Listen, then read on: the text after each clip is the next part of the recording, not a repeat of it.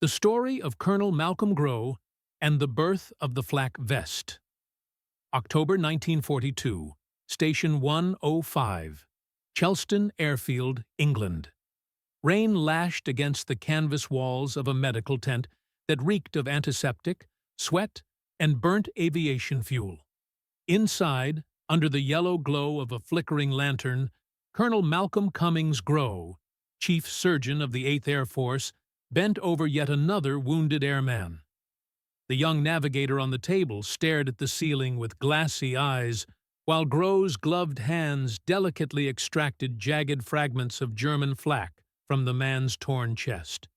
The shards were still warm, glinting dully under the lamplight. They had pierced his flight jacket and uniform as if the layers were tissue paper. Grow had seen this too many times before. The fragments followed a familiar, grim pattern. Shallow entry wounds, irregular tears, the jagged steel slowed by the air, but still lethal on contact. These were not clean bullet holes, but cruel, twisting channels through flesh. As he worked, Grow's trained mind ran through the physics. Entry angle, depth, retained velocity, energy dissipated before impact. He understood, better than most, that the projectiles had already slowed long before they reached the aircraft. The damage was terrible, but not unstoppable. A little protection, he thought grimly, just a thin layer in the right place, could have stood between this man and death. Outside, the night was alive with the sound of engines. The low rumble of a crippled B-17 Flying Fortress echoed across the wet runway as it limped home from another bombing run over occupied Europe. The plane's silhouette wobbled through the mist, one engine dead, another coughing black smoke. Ambulances waited near the field hospital, headlights dimmed against the blackout regulations. Grow could already hear their tires crunching on the gravel as they approached with more wounded men. The war had turned the airfield into a constant triage center, a place where the cost of daylight bombing raids was counted in pints of blood and torn uniforms. The statistics weighed heavily on Grow's mind. 70%. That number haunted him.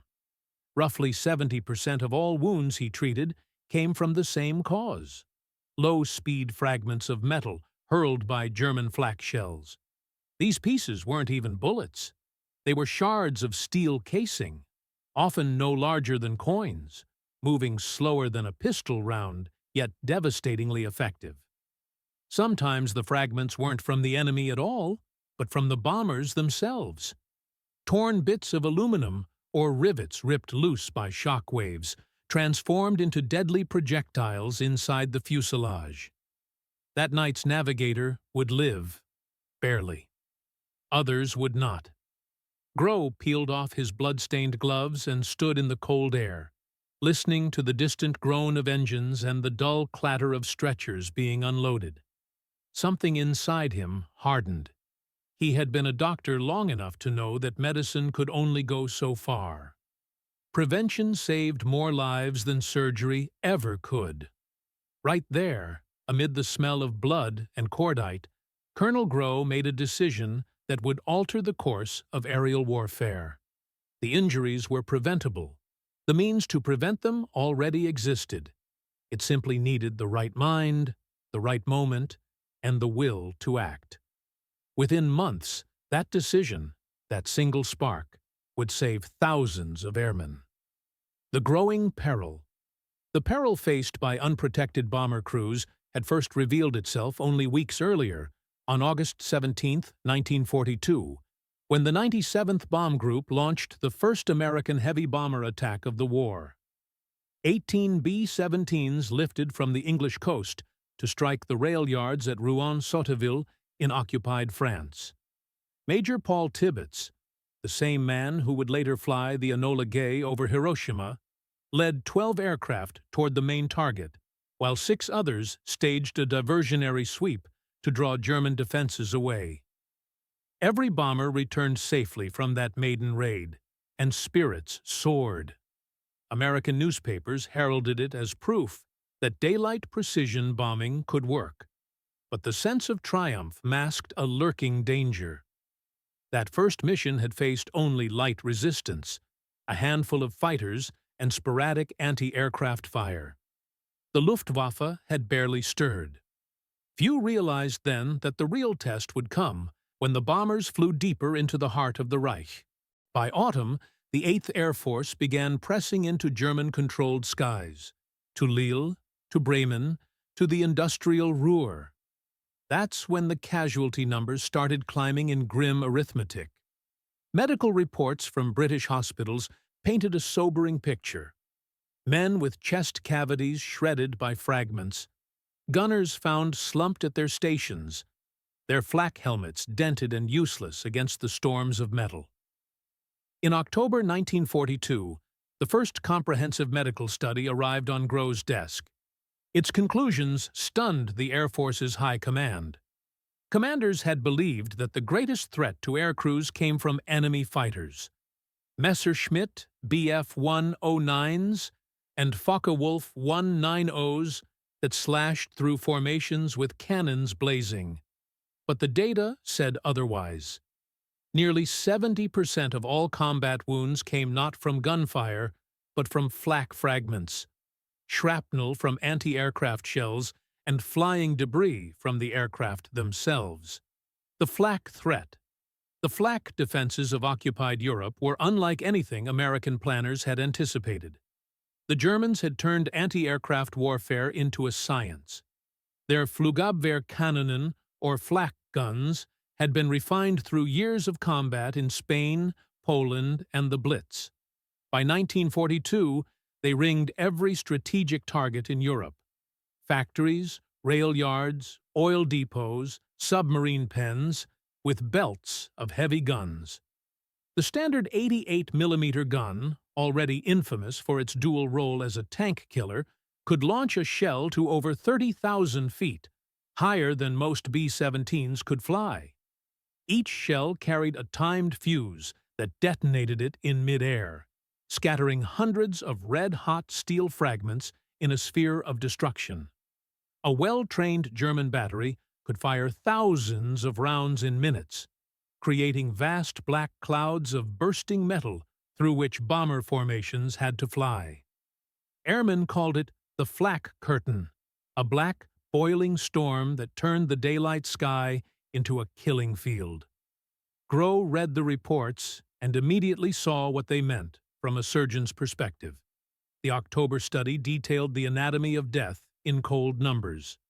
Chest wounds accounted for 36% of fatalities. Abdominal wounds, 39%. Together, they made up 3/4 of all combat deaths. It was a chillingly clear equation.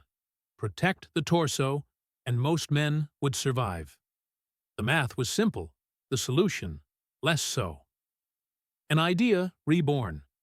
At the time, the U.S. Army Air Forces had no body armor program of any kind.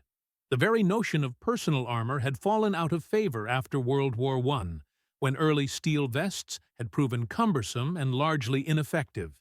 They weighed too much, restricted movement, and offered poor protection against rifle rounds. Airmen, it was assumed, needed freedom to move inside their cramped bombers, not heavy gear. But aerial warfare was a new kind of battle, fought in confined spaces, at freezing altitudes, against slow but plentiful shrapnel rather than high-velocity bullets. Crews already wore heavy sheepskin suits, oxygen masks, parachutes, and flak helmets. They moved little during missions, strapped into positions. What they needed was protection, not mobility. Grove's training bridged medicine and physics. He knew exactly how wounds formed, the velocity thresholds at which flesh tore, the difference between penetration and bruising. A fragment traveling hundreds of yards through thin air lost much of its force, often striking at only 500 to 1,000 feet per second. That was slow enough to be stopped by a few millimeters of steel. These weren't armor-piercing rounds. They were irregular, tumbling shards. Even bits of the aircraft's own skin, screws, bolts, glass, became part of the same invisible storm. So, in October 1942, Grow sat down to draft a memorandum to 8th Air Force Headquarters. His proposal was bold yet elegant: a protective vest for bomber crews, flexible enough to wear in flight, made of overlapping steel plates sewn into fabric panels. His design sketches looked almost medieval, segmented like fish scales, or the brigandine armor of the Middle Ages. It was, in essence, a centuries-old idea reborn in the age of aviation. Armor that balanced protection and movement, practicality and survival. What Grow could not yet know was that this modest proposal, typed under the glow of a field lamp and carried through muddy corridors to the desks of skeptical officers, would evolve into one of the most influential inventions of the air war: the first true flak vest, a life-saving innovation that would protect generations of soldiers to come. The birth of body armor in the Air Force. When Colonel Malcolm Grow first presented his proposal for protective vests, his idea was met not with enthusiasm, but with skepticism. The officers gathered around the briefing table at 8th Air Force Headquarters in England listened politely, some tapping pencils, others exchanging glances. The most common concern was weight. Air crews already operated at the limits of endurance and aircraft performance. Each man carried nearly 40 pounds of essential equipment: oxygen tanks, parachutes, electrically heated suits, survival gear, sidearms, and flak helmets. Every additional pound consumed precious fuel, reduced bomb load, and could tip the balance between making it home or running out of fuel over the channel. To many in command, adding armor sounded impractical, even reckless. "We can't turn our boys into knights in shining armor," one colonel quipped. Another pointed out that bomber losses were primarily a tactical problem, not a medical one. If more fighter escorts could accompany the formations, the argument went, fewer bombers would be shot down in the first place. Armor, in their view, treated the symptom, not the cause. Others fretted about cost and logistics. The war was already stretching American industry thin, steel was a rationed material, and factories were fully engaged in producing aircraft, munitions, and vehicles. Would the government really divert resources to protect individual flyers? But Grow, driven by the memory of countless wounded men, refused to yield. He calmly laid out his case. The data were clear, the solution feasible, and the potential impact enormous. Even if armor saved only 1 in 10, he argued, that still meant thousands of airmen spared and hundreds of missions sustained. Protection was not a luxury. It was a moral imperative. He proposed a compromise: conduct a small-scale experimental trial, produce a limited number of armor vests, distribute them to selected bomber crews, and compare casualty rates against those without protection. The results, he promised, would speak for themselves. Reluctantly, headquarters agreed, but with one major condition: the armor had to be developed and produced immediately, using existing civilian manufacturing capacity. The U.S. Army Air Forces had no facilities for such work, and waiting for new ones to be built could take months the airmen didn't have. Turning to Britain for help. To move quickly, Grow turned to the one place already rich in both wartime innovation and skilled metalworking: Britain. The Royal Air Force had experimented with aircrew armor as early as 1940, particularly after the devastating losses of Bomber Command. However, their attempts had largely been abandoned. The cramped interiors of Avro Lancasters and Handley Page Halifaxes made even light armor impractical. British bomber crews had learned to rely on luck, speed, and darkness rather than protection. Still, those early British efforts provided valuable lessons. When Grow arrived in London in late October 1942, he sought out the engineers and medical officers who had conducted those trials. Through them, he was introduced to a historic firm, the Wilkinson Sword Company, a name that carried nearly 2 centuries of craftsmanship in steel. Established in 1772, Wilkinson had produced blades for officers of the British Empire, sabers for cavalrymen, and bayonets for infantry. In peacetime, the company made fine razors and ceremonial swords. In wartime, its expertise turned toward aircraft parts, gun components, and precision tools. Wilkinson's engineers were immediately intrigued by Grove's sketches. They understood both metallurgy and ergonomics, the challenge of shaping hard steel into forms that could move with the human body. Grove brought the medical and ballistic perspective, how fragments struck flesh, what thickness was necessary to stop them, where protection mattered most. Together, they began a remarkable collaboration, a fusion of surgical science and industrial art.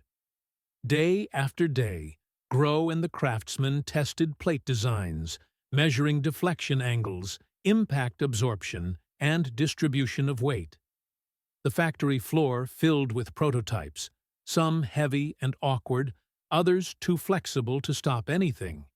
They tried hardened steel, aluminum alloys, even layered leather and resin composites. Eventually, they discovered the ideal solution: thin manganese steel plates, light yet strong, arranged in overlapping scales like medieval armor. The plates were sewn into cloth carriers so they could flex with the body while retaining coverage. From prototype to production. By early 1943, the prototypes were flown back to the United States for testing. Airmen wore them during live-fire experiments at Wright Field in Ohio. Test dummies positioned inside B-17 mock-ups were peppered with simulated flak bursts. The results were striking. The vest's layered steel plates stopped or deflected the majority of fragments that would otherwise have been lethal. The protective value was undeniable. Encouraged by the results, the Air Force authorized mass production. American manufacturers adapted the Wilkinson design using domestic materials and techniques. Nylon, a new synthetic fabric developed by DuPont, replaced the original canvas exterior, providing superior strength, flexibility, and resistance to moisture. Cotton lining made the vest more comfortable for long missions in freezing altitudes. Several factories produced slightly different models, but eventually a standard pattern emerged: the M1 flak vest. Production ramped up across multiple states, coordinated through the Army Quartermaster Corps. Plants in New York, Ohio, and California converted portions of their assembly lines to turnout vests by the thousands. Each one was inspected for uniform plate alignment and stitching integrity. By mid-1943, crates marked protective equipment, aircrew, Type M1 were arriving by ship in England. Official adoption and expansion. On October 5, 1943, the M1 Flyers vest was officially approved as standard issue for all 8th Air Force bomber personnel. Implementation was a logistical feat in itself. The Air Force was expanding rapidly that fall, new bomb groups arriving almost monthly, each with hundreds of airmen to equip. Commanders had to inventory, fit, and distribute armor for positions ranging from tail gunners to navigators. The finished vest weighed 17 pounds, 6 ounces, surprisingly manageable compared to its British predecessors, thanks to refined plate geometry and materials. Soon, specialized variants appeared. M2 vest for pilots and co-pilots, designed with open backs to accommodate their armored seats. M3 apron for cramped positions like the ball turret, protecting only the chest and abdomen. M4 apron for waist gunners, featuring side panels and adjustable straps. M5 groin protector for navigators and bombardiers positioned forward in the nose, vulnerable to upward flak. This modular approach was revolutionary. For the first time, air crews could tailor their armor to match their specific duties and exposure zones within the aircraft. At first, there was mild resistance from some crews, concerns about heat, movement, or superstition. But skepticism evaporated as soon as reports circulated of men walking away from missions with vests punctured by fragments that otherwise would have killed them. Photographs of saved vests, their plates dented and scarred, spread across bases like talismans of survival. Proof in combat. By early 1944, the difference was impossible to ignore. Statistical reviews showed a drastic reduction in fatal torso wounds among crews wearing the armor. Surgeons in field hospitals began keeping damaged vests as teaching tools, passing them around to demonstrate how close death had come, and how simple metal had stopped it. The success prompted expansion of the program. A new helmet, officially designated the M3 flak helmet, but quickly nicknamed the GROW helmet, was introduced to replace the standard infantry steel pot. Instead of a single heavy dome, it featured overlapping strips of manganese steel mounted over a leather flying cap, allowing for communication equipment and better fit in tight spaces. It was lighter, warmer, and far more resistant to shrapnel. Crews who had once dreaded the black puffs of flak began to trust, at least a little, in their newfound protection. For many airmen, the vest became more than equipment. It was a symbol of hope, a reminder that someone far from the front lines cared enough to protect them. Letters home began to mention GROW's armor, and newspaper correspondents embedded with bomber units wrote about the miracle vests saving men over Bremen, Hamburg, and Schweinfurt. By war's end, the flak vest had become standard issue not only for bomber crews, but for airmen across multiple theaters. Its legacy continued into the Korean and Vietnam Wars, where improved versions protected thousands more.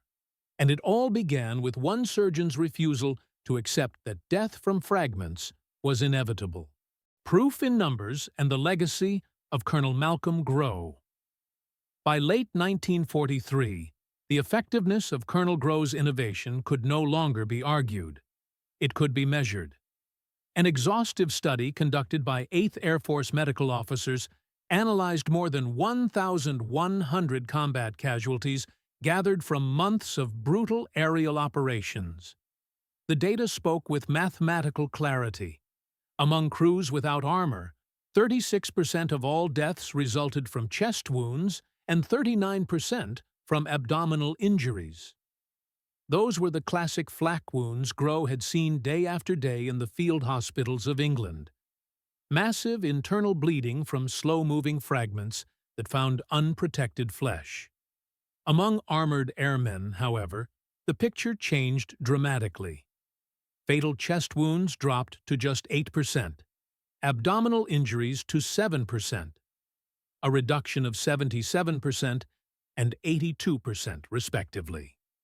The overall number of wounds fell by 60%, and the total count of wounded men declined by nearly 58%. To the scientists, the figures were irrefutable. To the air crews, they were something more profound, a validation that their survival wasn't just luck, but the result of deliberate human ingenuity. One flight surgeon summed it up in his report. It is difficult to overstate the morale effect. The crews now believe that medicine and engineering are fighting beside them. The numbers weren't abstract. They represented living men, thousands of them, who walked away from crash landings and bomb runs that once would have ended in burial details and telegrams home. Limits and lessons. Yet Grow was the first to acknowledge the limitations of his creation. The vest was not invincibility. It could not guard against every angle of attack.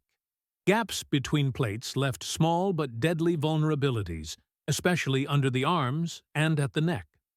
Fragments that struck at oblique angles could slip between seams.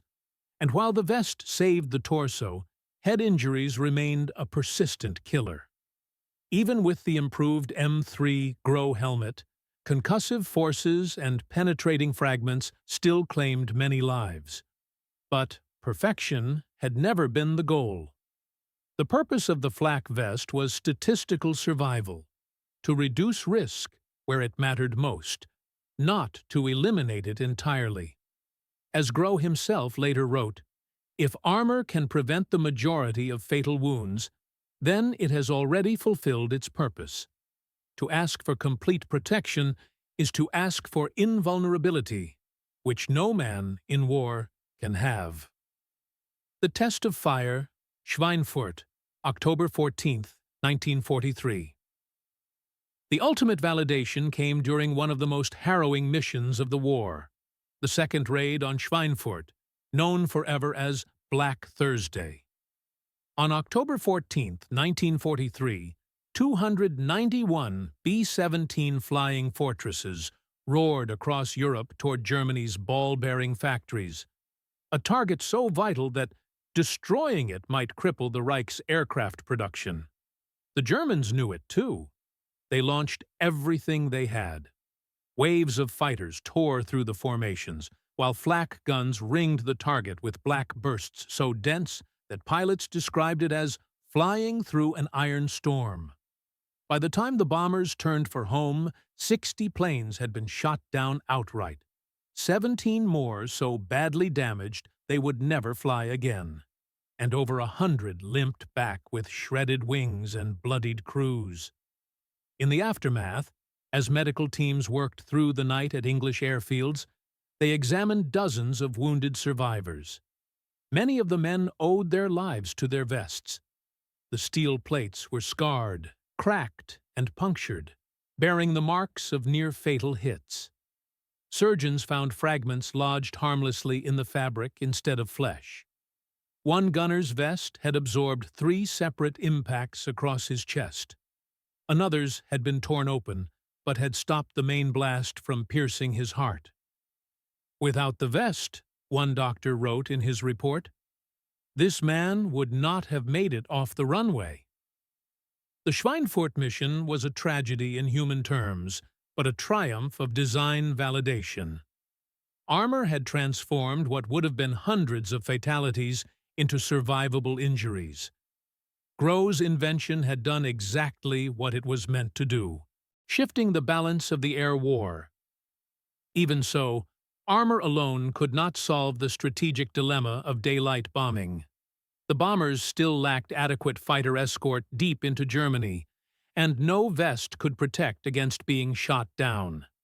The true turning point arrived with the introduction of the P-51 Mustang in early 1944. For the first time, American bombers could fly to Berlin and back under the watchful protection of long-range fighters. Together, these two developments, airborne armor and long-range escort, changed the calculus of survival. Where once only 1 in 4 crews might complete their tour of 25 missions, by mid-1944, those odds had improved dramatically. The combination of strategy, technology, and protection created the mature, lethal 8th Air Force that dominated the skies over Europe by the time of D-Day. By June 1944, virtually every bomber crewman wore some form of protective armor. Production had reached full industrial scale. American factories, working under relentless wartime schedules, had produced more than 338,000 M1 vests and nearly 96,000 M2 variants by war's end. What took armies decades to refine in past centuries, evolution from chainmail to plate armor, had been compressed into a single year of wartime innovation. From Grow's first memo in October 1942 to full deployment in October 1943, the flak vest's journey from concept to standard equipment was one of the fastest technological turnarounds in military history. A transatlantic effort. The project also stood as a testament to Anglo-American collaboration. Britain provided early manufacturing through Wilkinson Sword, contributed metallurgical data, and even supplied 9,600 finished flak jackets to U.S. forces under reverse Lend-Lease. American designers then refined those patterns with input from unlikely experts, the armor conservators of the Metropolitan Museum of Art in New York, whose curators had spent years studying medieval protective gear.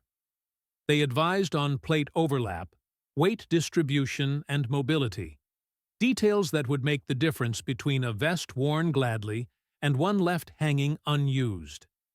In this unlikely partnership, centuries of craftsmanship met the modern physics of war, blending the swordmaker's precision with the surgeon's pragmatism. Beyond armor, Grove's broader vision for Grove, the flak vest was only one piece of a much larger mission: to keep airmen alive not just through protection, but through science, psychology, and human care. He recognized that physical safety meant little if crews were crippled by exhaustion, frostbite, or emotional collapse. He spearheaded improvements in oxygen delivery systems to reduce altitude sickness, developed new electrically heated flight suits, and introduced windproof clothing that dramatically lowered frostbite cases at high altitude. He also pushed for rest homes and psychological support centers where overstrained crews could recover between missions, an early forerunner of what would later be known as combat stress treatment. His comprehensive approach reshaped the Air Force's medical doctrine. For his innovations, Grove received the Legion of Merit in 1943 and the Distinguished Service Medal in 1944. Official reports credited his reforms with reducing frostbite incidents by over half and improving mission readiness across the 8th Air Force. A legacy that endures. After the war, Grove's career continued to break new ground. When the U.S. Air Force became a separate branch in 1947, he was appointed its first Surgeon General, a fitting culmination to a career defined by foresight and compassion. He retired in 1949, but his influence echoed through every conflict that followed. The Korean War's M1952 vest, constructed from layers of ballistic nylon, was a direct descendant of his M1 design, applying his modular philosophy in a new material age. In Vietnam, improved flak jackets combined nylon with ceramic inserts for greater flexibility. And in the modern era, the Kevlar and ceramic plate systems used by soldiers and police officers worldwide still trace their conceptual lineage to Grove's 1942 prototype. Every time a pilot climbs into a jet wearing a lightweight ballistic vest, every time a soldier straps on body armor that balances protection and movement, they carry forward the legacy of a surgeon who refused to accept preventable death as the cost of war.